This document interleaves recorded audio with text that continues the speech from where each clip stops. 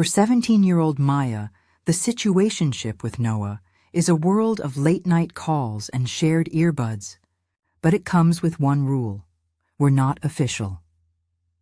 When Maya finally takes him at his word and agrees to a simple movie date with someone else, she becomes the target of Noah's sudden, hypocritical rage, branded as a cheater in a relationship he swore never existed.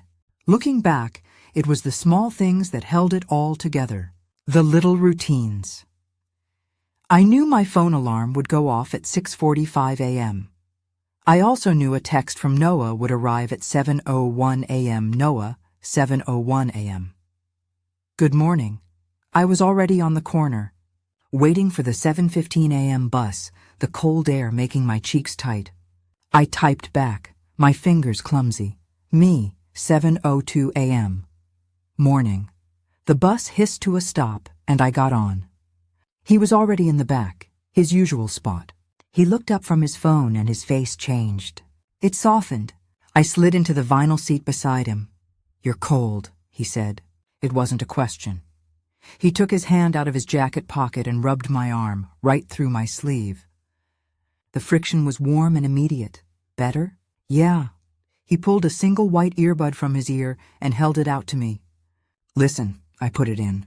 A low, pulsing beat I didn't recognize. It didn't matter. I leaned my head against the vibrating window, feeling the rumble of the engine.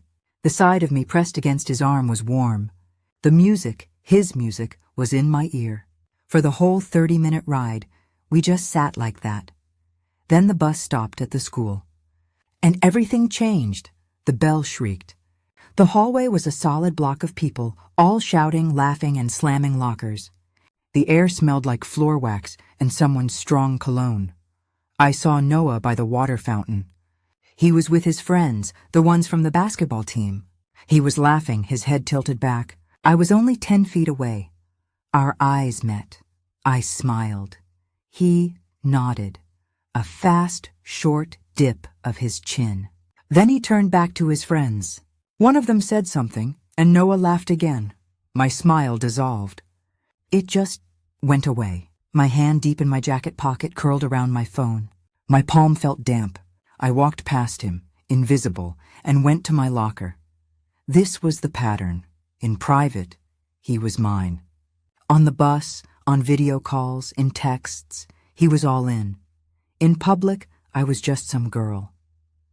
That night, I was in my room, homework spread across my bed. My phone, dark on the nightstand, lit up. Noah, 10:17 p.m. You up? I unlocked it. The good morning text was still there from 13 hours ago. Nothing in between. I typed yeah and hit send. A second later, the screen changed. Noah wants to video chat, I hit accept. His face filled the screen, grainy and lit from below by his own phone. He was already in bed, his hair a mess. "Hey," he said. His voice was low and sleepy. "Hey," I whispered, even though I was alone in my room. "Long day," he mumbled. "Tell me about it." We talked for maybe 20 minutes. About a test he had, about a teacher I couldn't stand, about a new game he was playing. His sentences got shorter. His eyes started to close. "Noah?" I said. A slow, even breath was the only answer. He had fallen asleep, his phone still on, propped against his pillow. I could see the ceiling fan turning slowly above his bed. I watched his face on my screen for a long time. This was the guy I knew, not the guy in the hallway. This was my Noah. I quietly ended the call. I opened Instagram. A reflex, I scrolled. And I stopped. Noah had posted a new photo an hour ago. A group shot from the basketball game. His friends were all in it, laughing, holding up pizza. He was front and center. I wasn't in the picture. I wasn't at the game. He had never mentioned the game. I scrolled through his grid. Pictures of his car. Pictures with his friends. Pictures of the city skyline. Not one picture of me. Not one picture of us, together. I felt that tight, unhappy feeling in my chest. The one that always showed up when I thought about this too hard. My phone buzzed. It wasn't Noah, it was Liv, my best friend. Liv, 11:02 p.m. You see Noah's post? Me, 11:02 p.m. Yeah, just saw it. Liv, 11:03 p.m. Maya, this is getting weird. Liv, 11:03 p.m. What are you guys? I stared at her question.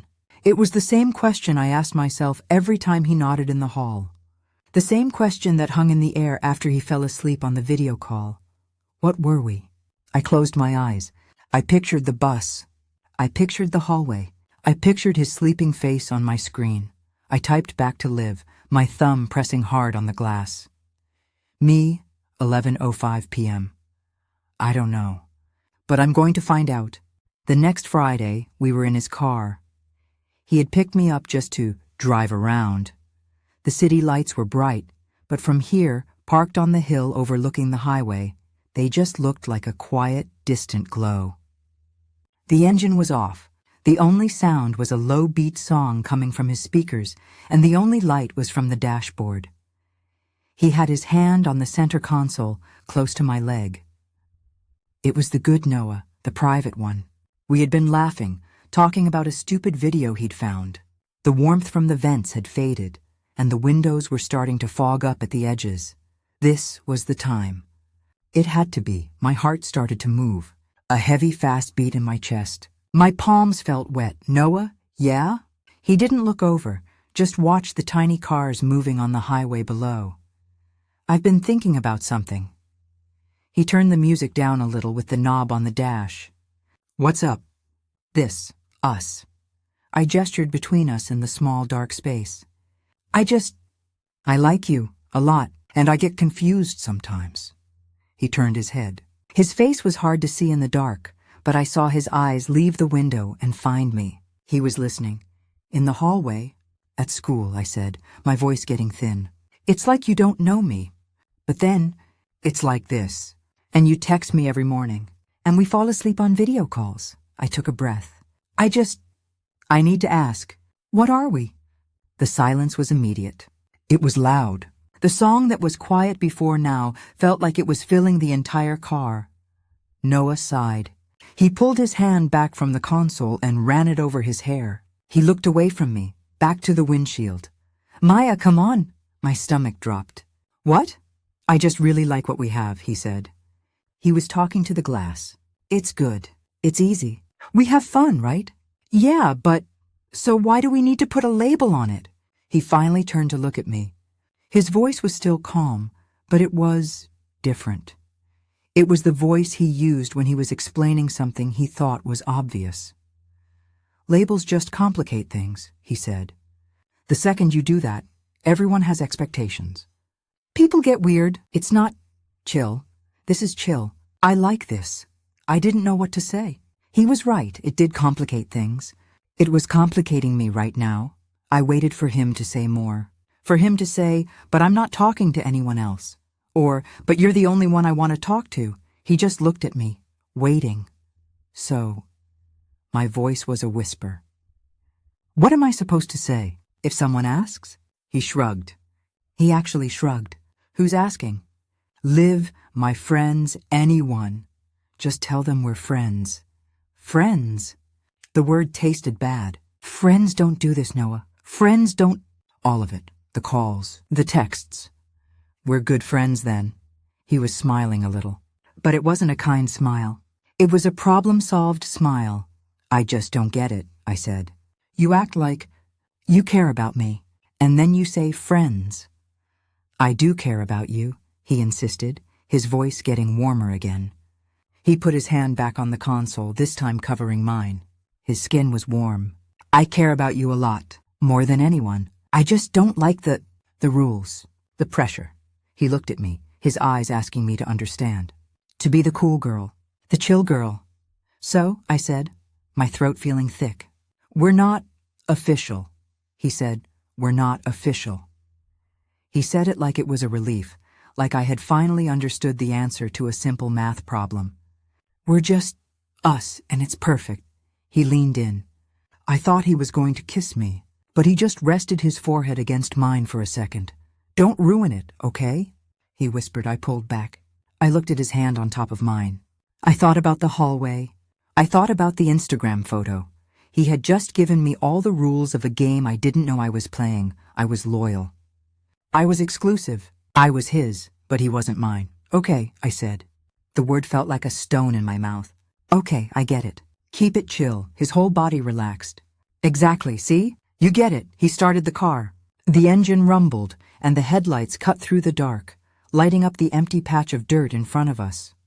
The music came back up. He drove me home, his hand on my leg the whole way. He dropped me off. He sent a text before I even had my key in the door. Noah, 11:41 p.m. Had a good time tonight. I stood on my dark porch, the phone heavy in my hand. I felt completely and totally stranded. After that night in the car, chill became the new rule. And chill apparently meant cold. The 7:01 a.m. good morning text stopped. The first day it didn't come, I stared at my phone's blank lock screen until 7:15, my stomach in a knot. I told myself he was just busy, that this was what no pressure meant. At 10:23 a.m. during second period, my phone buzzed in my pocket. My hand shot to get it. It was him. Noah, 10:23 a.m. Morning I let out a breath I didn't know I was holding. It was late, but it came. The next day, it came at 1:30 p.m. The day after that, not at all. Our video calls almost disappeared. He was too tired, or with the guys. He canceled the plans we'd made to hang out on Saturday. Noah, free 8:16 p.m. Hey, can't do tomorrow. Team thing, me, 8:17 p.m. Oh, okay, no worries. Sunday, I watched the delivered receipt. I watched it for 10 minutes. It never changed to read. He was still on the bus. He still sat next to me, but the earbuds stayed in his ears. He'd give me a small smile, say, hey, and then just, look out the window. The silence felt heavy, like I was supposed to fill it, but I didn't know what to say. I didn't know the new rules. I spent all of history class watching my phone. I had it on my lap, hidden under my desk. I was waiting for a text, any text, just to prove he was still there. He's not going to text back, you know. I jumped. I'd forgotten I had a partner for this project, Ethan. He was sitting next to me, his notebook open, a pencil in his hand. He wasn't looking at me. He was looking at his own paper, like he'd said the most normal thing in the world. What? I said, sliding my phone back into my pocket. Noah, Ethan said. He still didn't look up. You've been checking your phone every 2 minutes since the bell rang. He's not texting you back. He's in gym. My face got hot. I wasn't. I don't know what you're talking about. Ethan finally turned to me. His eyes were calm, not judging. It's fine, Maya, but we have to get this outline done. Mrs. Gable is going to collect it. He tapped the blank paper between us. Causes of the French Revolution. We have the king? Right. I fumbled for my pen. Sorry. Taxes. They were bad, right? Bad taxes. Got it. He wrote it down. What else? We worked. For the first time in weeks, I was doing something that wasn't just waiting. Ethan was easy to talk to. He was funny. He'd make a joke, and I'd actually laugh. It felt strange. When the bell rang, we had a full outline. See? We got it done, he said, stacking his books. Yeah, thanks, I said, zipping up my bag. Hey, Maya? I looked up. He was standing there, his bag over one shoulder. He looked nervous, but in a different way than Noah. A more open way, I know. Well, everyone knows you've kind of been with Noah, he said. He stumbled over the words, but he kept going.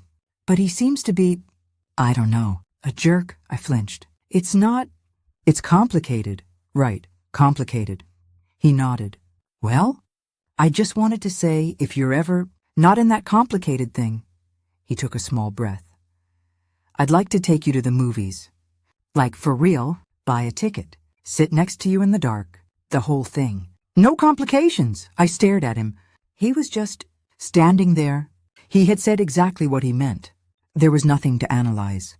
No hidden message. It was just an invitation. My phone buzzed in my pocket. My hand went to it automatically. I pulled it out. Noah, 2:32 p.m. You busy? My thumb hovered over the screen. After 3 days of almost nothing. Now he texts. I looked at the message.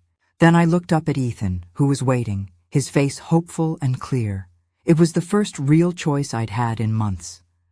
I stood there in the hallway, a phone in my hand and a real person in front of me. My phone was warm. Noah, 2:32 p.m. You busy? Ethan was just waiting. He wasn't checking his watch or looking annoyed.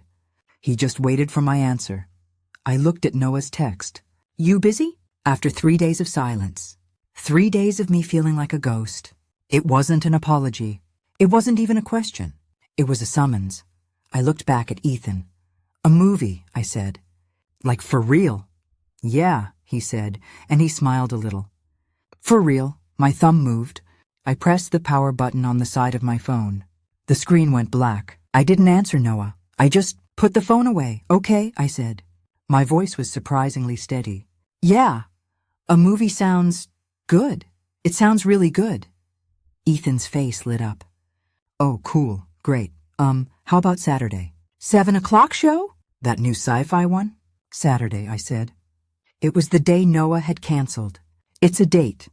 The word felt strange, but I said it. We met in the lobby on Saturday night. The whole place smelled like popcorn butter and disinfectant. It was crowded and loud. I saw Ethan standing by the ticket kiosk, and he waved when he saw me. Hey, I said, feeling my coat. Hey, I already got the tickets. He held up 2 paper stubs. You want snacks? Yeah. Popcorn? On it. We stood in the long, winding line. It was normal. We talked about the history project. He complained about his part-time job at the pizza place. I told him about Liv's obsession with a new band. At no point did I feel like I had to guess what he was thinking. That's $24.50, the kid at the counter said. Ethan pulled out his wallet. I reached for my bag. Oh, I got it, he said, handing the kid some cash. I told you. I'm buying the ticket. That includes the popcorn, he smiled. A deal's a deal. Maya. Oh my God, I turned. A girl from my English class, Jess, was waving with both hands, a giant drink in one of them. Hi, Jess, I said. Her eyes went from me to Ethan, and then back to me. A huge, knowing grin spread across her face. Wait, you two? She said, way too loud. No way. That is so cute. I felt my face get warm. Oh, this is adorable. Jess fumbled for her phone. I have to get a picture. Seriously. You guys. Oh no, we don't need, I started to say. Just smile. The flash went off. My eyes stung for a second. Jess was looking at her screen, tapping away. Posting this. It's perfect, she said. You two are the cutest. Okay, my movie's starting. Bye, guys. She rushed off toward Theater 6. I pulled my phone out of my pocket. I didn't even have to unlock it. The notification was right there on the lock screen. Jess tagged you in her story. A cold feeling washed over me. The entire school could see it, which meant he could see it. My first impulse was to run to the bathroom, to text Noah, to explain, to say, it's not what it looks like. We're not official, remember? You said so? They're calling our theater. I looked up. Ethan was holding the popcorn, and he had 2 drinks balanced in a tray. He was looking at the number above the hallway. Ready? He asked. He hadn't seen the picture. He wasn't worried about my phone. He was just here, ready to see the movie. I thought about Noah's anger.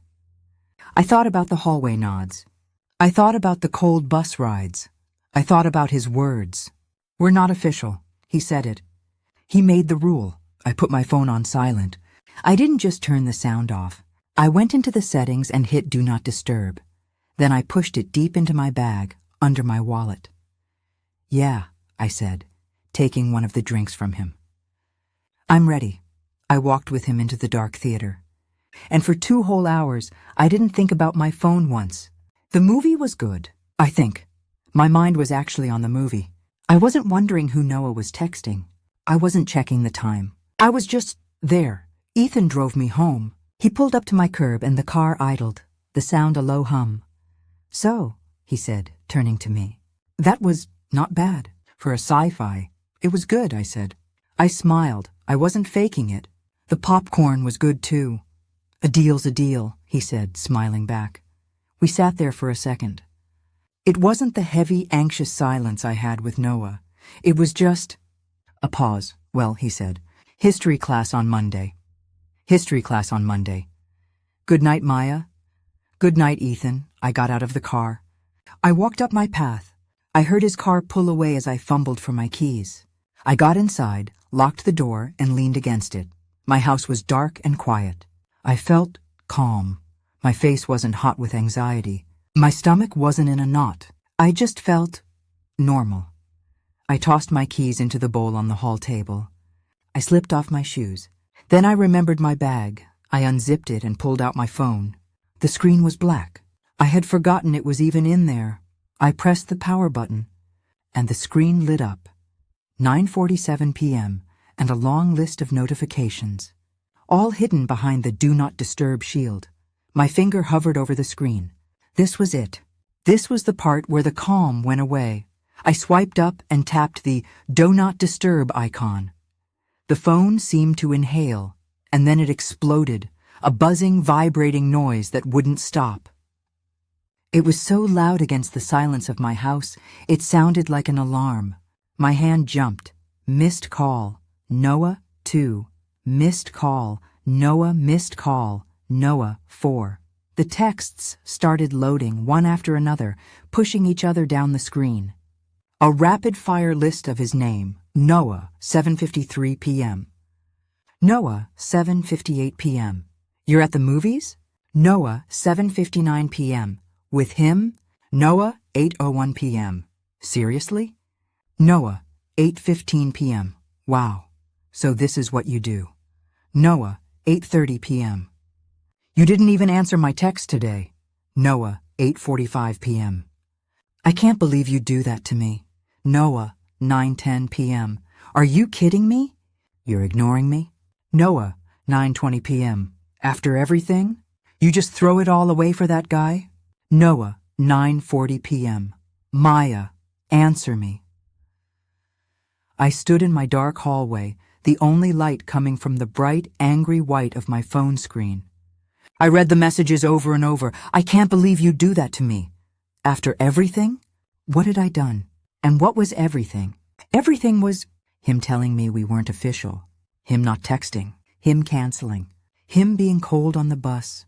My confusion was so deep, it pushed out the fear. I was just lost. My thumbs moved. I wasn't thinking. I was just reacting. Me, 9:48 p.m. But you said we weren't official? I hit send. The read receipt was instant. He had been staring at our chat. Before I could even lock the phone, the screen changed. Incoming call. Noah, my thumb hit the green accept button before I even decided to. I put the phone to my ear. I didn't even get to say hello. What the hell is that supposed to mean? His voice wasn't his sleepy late-night voice. It was sharp. It was loud. He was yelling, Noah, you said we weren't official? What, so that's just a free pass? You just get to go post pictures with some other guy? I didn't post anything, I said, my voice rising. Jess posted it.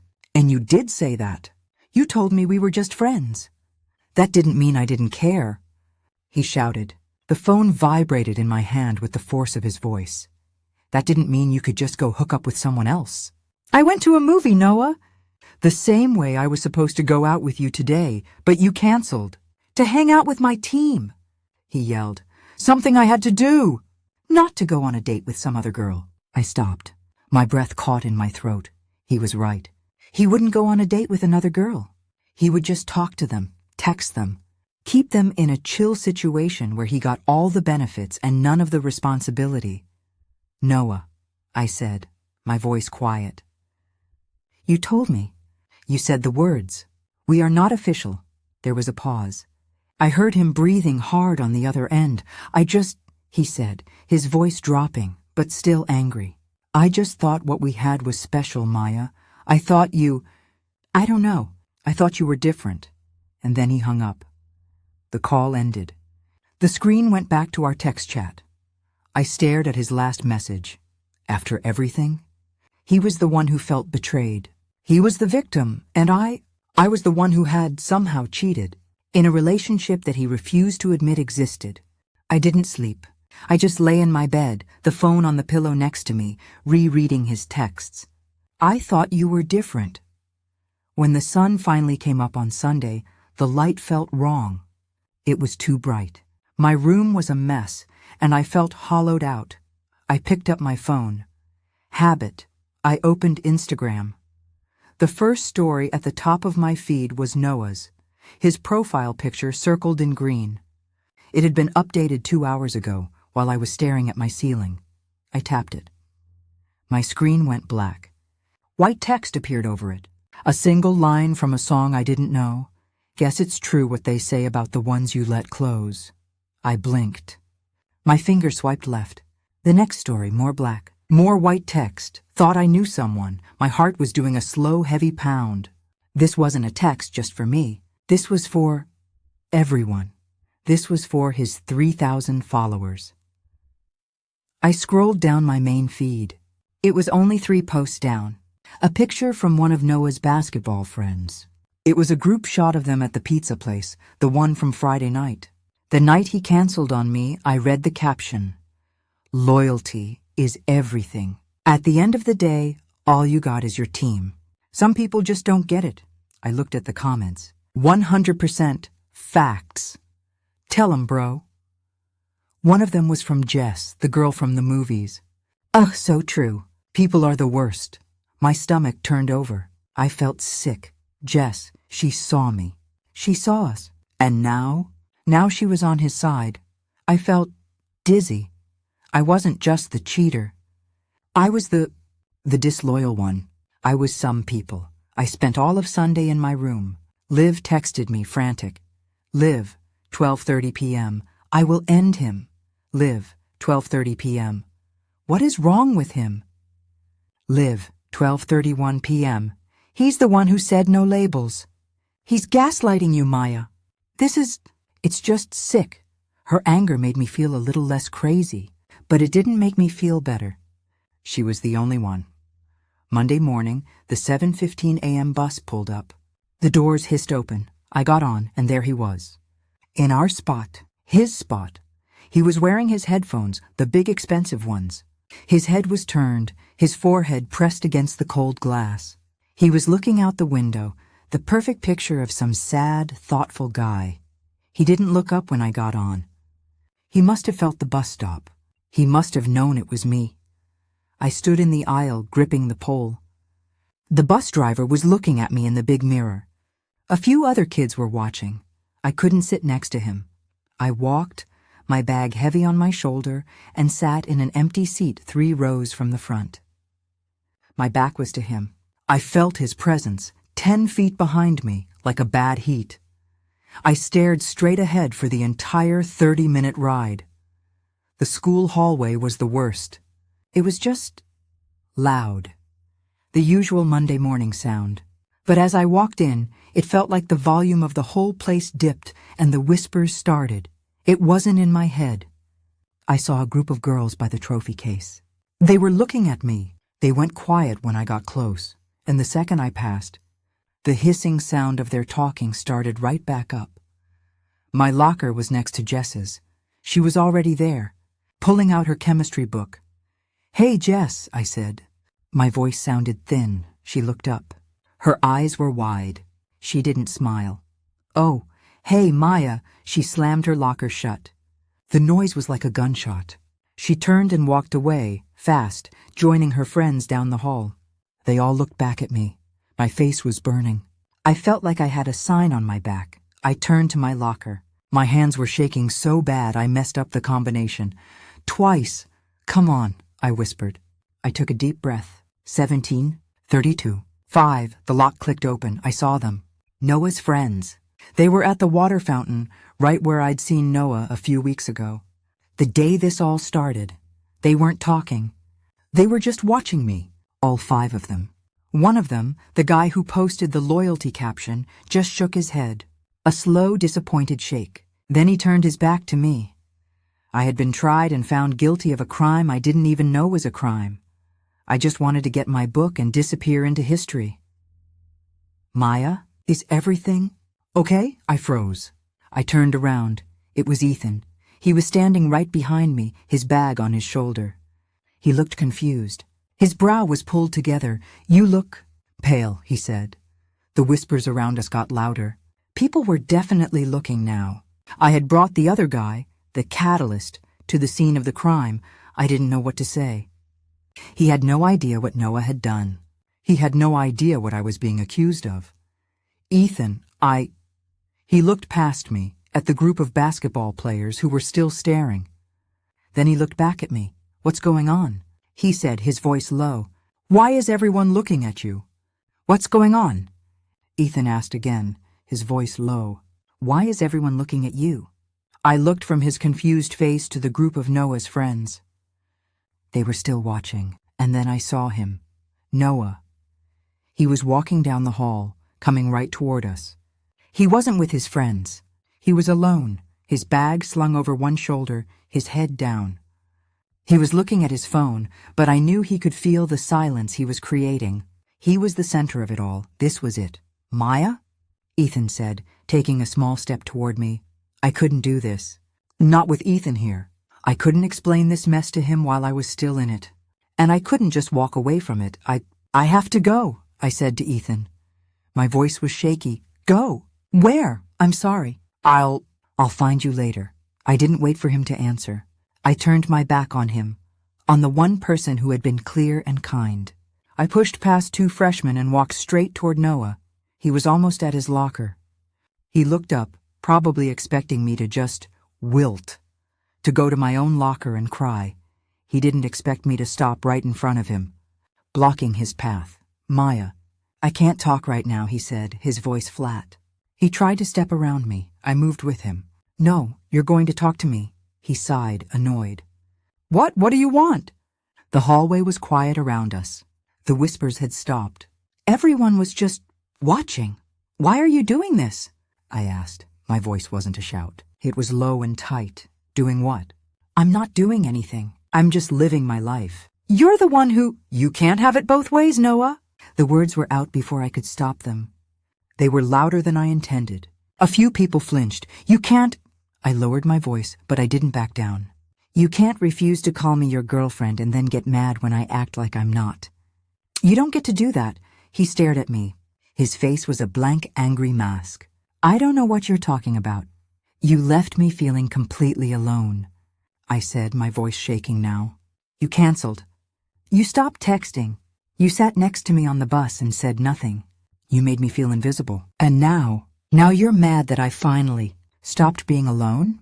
He just looked at me. His jaw was tight. He wasn't sad.